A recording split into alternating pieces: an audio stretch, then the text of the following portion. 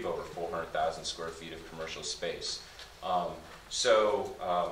That's kind of the planning in terms of traffic improvements. We're geared to those big numbers. We're obviously not there yet, but there are required improvements in the infrastructure component report that will be implemented, over time as the waterfront builds out. Having said that, as I pointed out earlier, what's actually being proposed tonight on this block is much less intensive than the prior approval. So the plan actually has an illustrative table that shows a build out of this block in terms of unit numbers that are quite a bit higher than what's actually proposed here. So from a traffic standpoint, this is less intensive than the prior approval. And again, traffic is not something that necessarily needs to be evaluated on an application by application basis in the waterfront, because it's really been managed on more of the waterfront as a whole scale. Thank you. So at the end of the day, with the exception of the few design waivers that are necessary, in your opinion, is the plan otherwise fully conforming? It is, yes. I have no other questions for this witness. Questions by the board? No. Cross-examination by the public? Yes, Warner Baumgartner, city historian. I'm interested in what these design waivers are. What lead to that?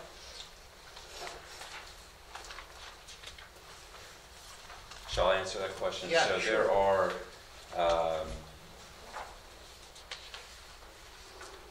well, I guess I'll just go to the list, which is outlined. I have it listed on page 7 of our report. If I can just go down that. I can just go down these. So the first one here is on-street parking.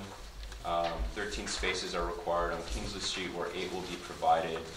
111 spaces are required on 4th Avenue, where 98 will be provided. I have to say with this one, I think the prior testimony was that the infrastructure component report allows applicants to accommodate the net loss in parking spaces off-street, which we are providing here. So technically, I don't think a waiver is required, but I'll leave that up to the board.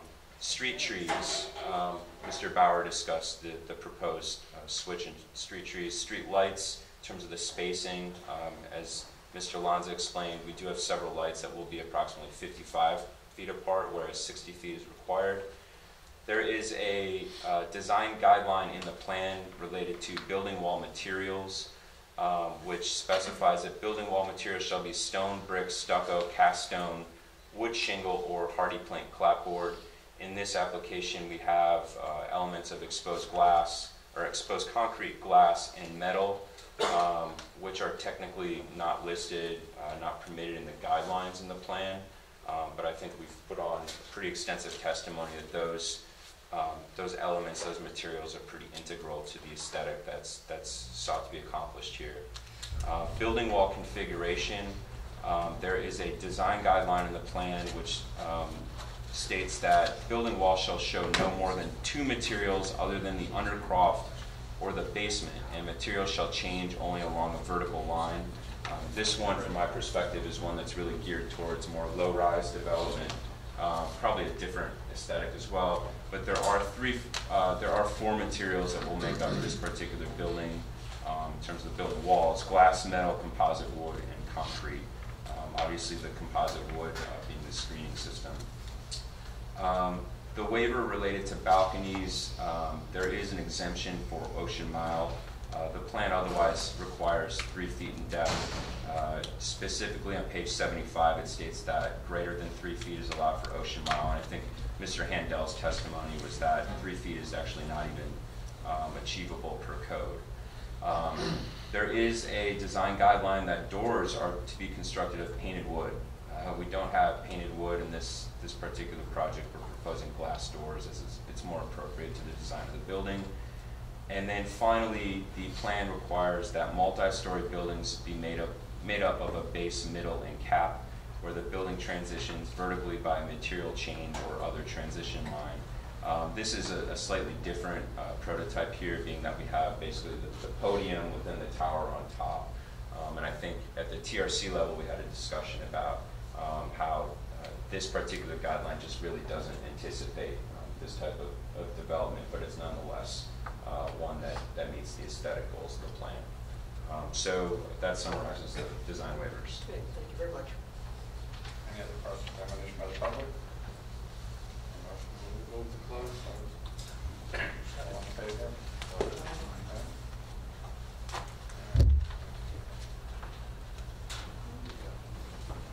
Why don't we have a public comment for or against, or public comment? You're done. Witnesses, you're finished? Our presentation is complete. It's not sure.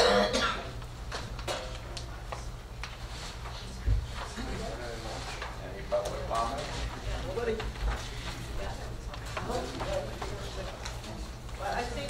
Whoa. You're gonna have to come forward, you're gonna have to get sworn in because you testify. You're gonna have to come up because the mic is. Yeah, Michelle will pick you up. That Michelle will pick you up. Do you solemnly swear or affirm the testimony you give during these proceedings will be the truth, the whole truth, and nothing but the truth? I do. State your name for the record. Michelle McGuire, 872. Okay, thank you. So I can talk now? Yes, yes. Well, I think it's a great project. It doesn't have too many apartments. I think I've been here quite a long time, and I think the previous project failed because they were too ambitious, too many units, and the economy was not prepared for it. And I think iStar is doing it on a slower motion, and it works better. That's what I have to say. And I was in real estate for 30 years in DC, so I've seen real estate go up and down many times, especially in DC. So that's why I'm making that comment. Thank you. Please raise your right hand. Do you solemnly swear or affirm the testimony you give during these proceedings will be the truth, the whole truth, and nothing but the truth? I do. State your name for the record. My name is Rebecca Carvalho, and I live at 801 Kingsley Street in Asbury Park. Can you spell your last name? Sure, it's C-A-R, V as in Victor, A-L-H-O. Thank you. And I'm here to support the application. I think the design is beautiful, and I think it's really exciting that we're going to have that the city could have such a beautiful structure that anchors our oceanfront. So that's what I wanted to say. Great, thank Thank you. you. Any other public comment, Warner? Do you solemnly swear? Do you solemnly swear or affirm the testimony you give during these proceedings will be the truth, the whole truth, and nothing but the truth? Yes, I do. Warner Baumgartner, City of Asbury Park, City Historian, Fifth Avenue. You would all fully expect me to say that this should be a antique Beaux-Arts brick building. You would all be wrong. Because since the redevelopment plan was crafted and I had a hand in assisting in that, I've always advocated that this be a contemporary, modern signature building, and specifically a hotel, which was not originally contemplated. This was all supposed to be condominiums. So I'm really pleased that my prediction of the need for a site like this has really come to fruition. We certainly need hotel space, and a mixed use like this is a great benefit to the city. The design is fantastic. I think this is a wonderful example of contemporary architecture and a signature building that will really make Asbury Park stand out. My one concern that I brought up is the issue of light pollution. The photometric diagram presented, it could be a problem. There should be a stipulation that any lighting be consistent with adjacent blocks, whether they be on Kingsley, Ocean, any block surrounding this. There should be an attempt made to match the lighting level and the aesthetic of the fixture, both simultaneously. Just to say you're spacing them out differently without addressing the level of light provided doesn't really accomplish much. I'd hate to see a bright spot or a dim spot on an otherwise consistent streetscape. So that should be part of your thinking. Thank you very much. Thank you. I have one comment. We have more. Hi. Do you solemnly swear or affirm the testimony you give during these proceedings will be the truth, the whole truth, and nothing but the truth? I do. State your name for the record. My name's Trip Brooks, and I live at 1212 4th Avenue in Asbury Park. To me, Asbury Park's always just been a special city. And when this design came out, I was struck by how special it was and how, knowing what it takes to do something like this, the team that was put together needs to be recognized for really extraordinary work. And that I think it's going to set a standard in the city that we all should try to achieve as developers and as residents. And I congratulate this team. It's just spectacular. Thank you very much on behalf of the county. Any other public comments? Move to close. Second, all in favor? Okay. I have one matter of point of clarification, Mr. Chairman.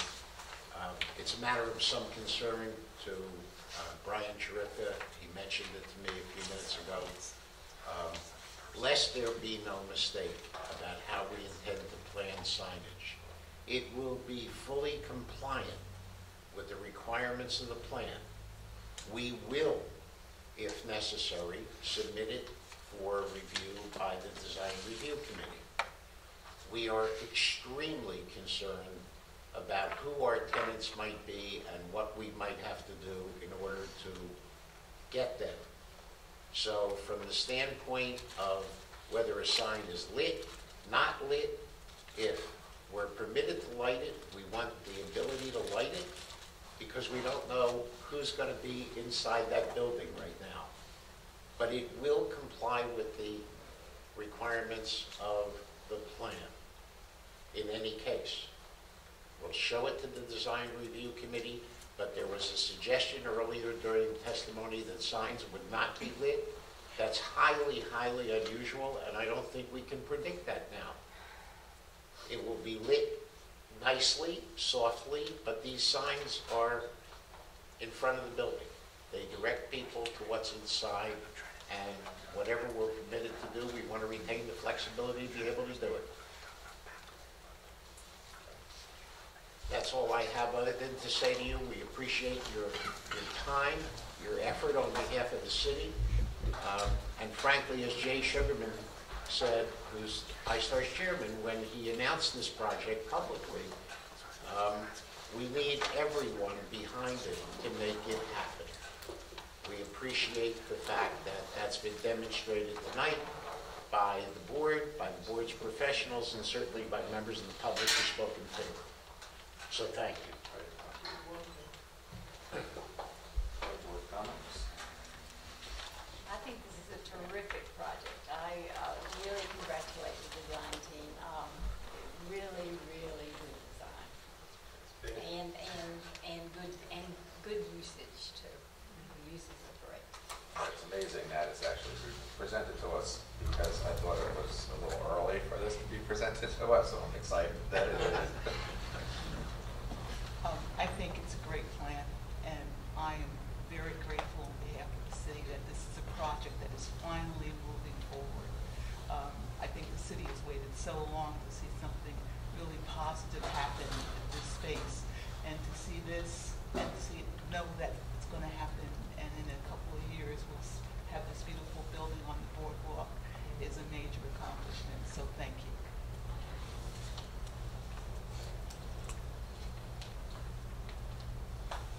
Comments? Yeah. I want to congratulate the team that worked on this and presented this to the planning board here tonight. My family's been here on both my mother and father's side since before World War II. So we've been in Asbury Park for quite a long time, and we get very emotional when it comes to my city, our city. And I can speak for my family that they would be very proud of this project, being lifelong residents of our city, and that they would be proud of being part of such an achievement. I think this is a marvelous project. I think this is going to be a great building. I'm extremely excited to see this project move forward and be completed. We've been through 2 failed ones. I have the confidence with this developer and the team that they have at hand and that is overseeing this project that it will be completed. I look at this as the phoenix rising from the ashes. That's what it's been. So I can speak on behalf of my family that we're very proud to be a part of this achievement. Thank you. Thank you. And I'd like to make a motion that we accept this applicant's application for preliminary and final, in accordance with the conditions that are set forth by the planning board. Okay, may I? Counselor. Okay, may I help you a bit?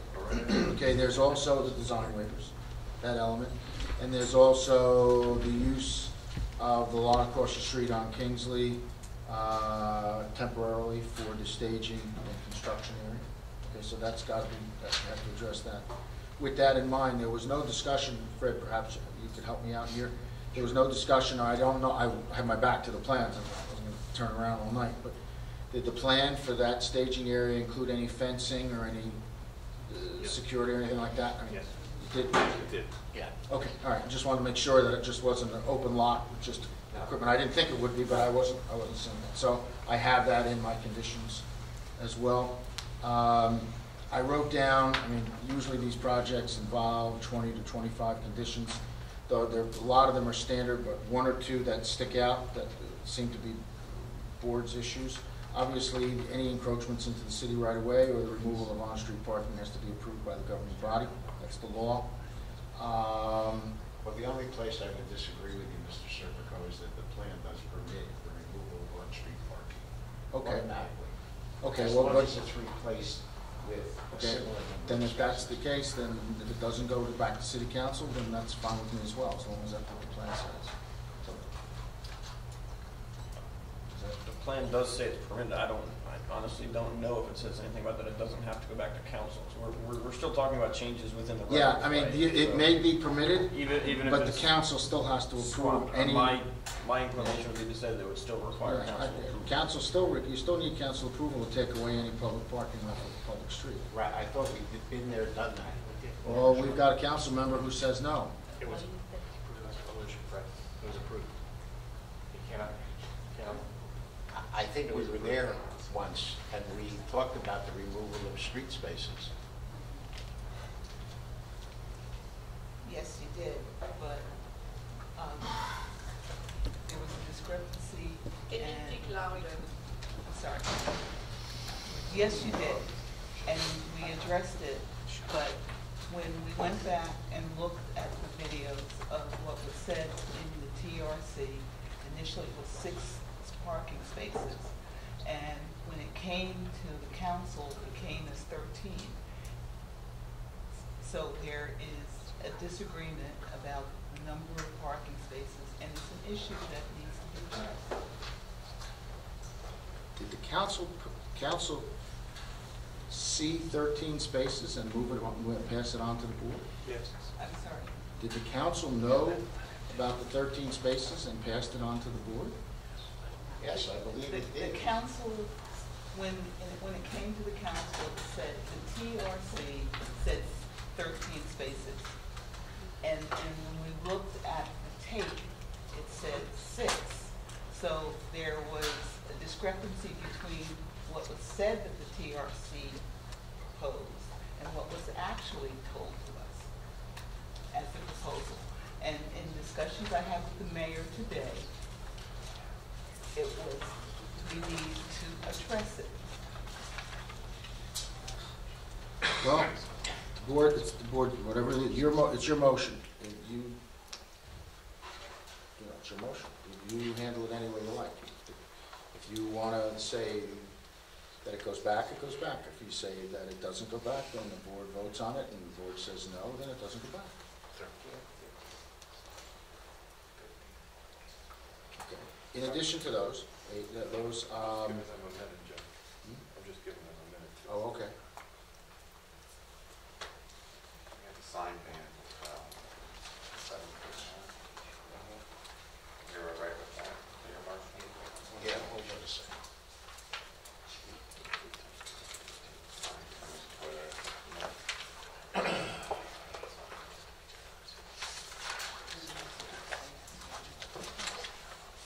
You have that, 7%. I don't have it, but I will.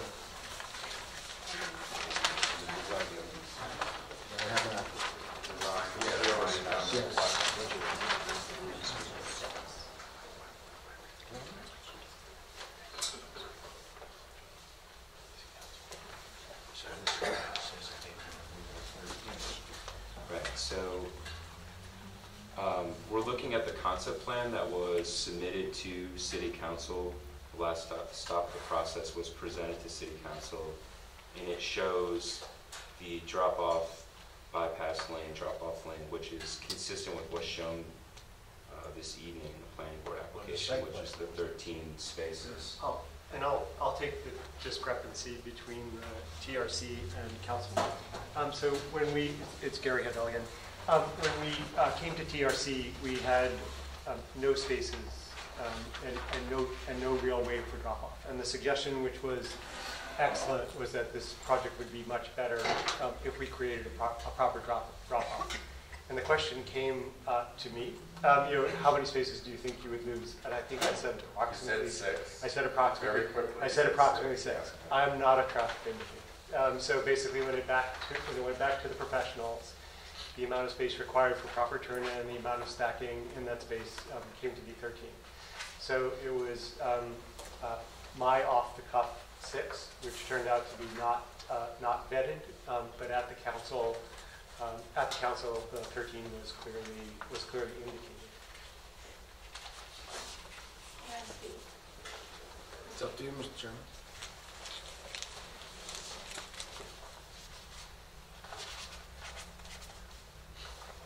If we start opening this up, are we going to have to open up? We already have to.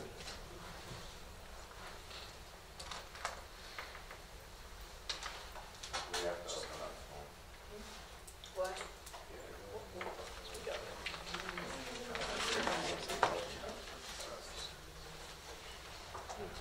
Well, What's the ruling? there's a motion on the floor, and it's the board's pleasure whether you want to take any more testimony.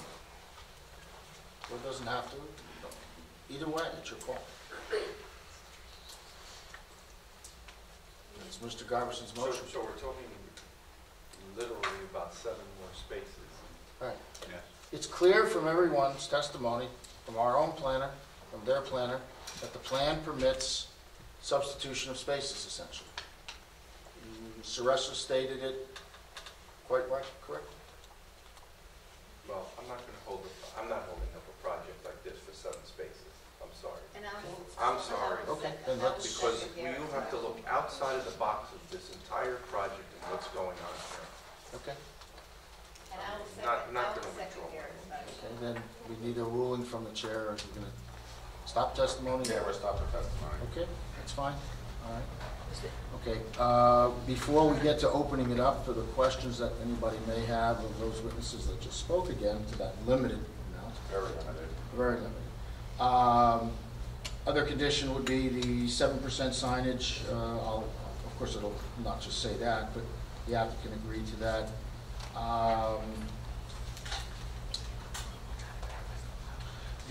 Perhaps that illumination issue that you wanted, the engineers seemed to indicate that it might make sense to make sure that it's consistent. If it makes sense, they should. Yeah, it might be just an adjustment of lightage. Yeah, balancing the illumination. Yeah, that's fine.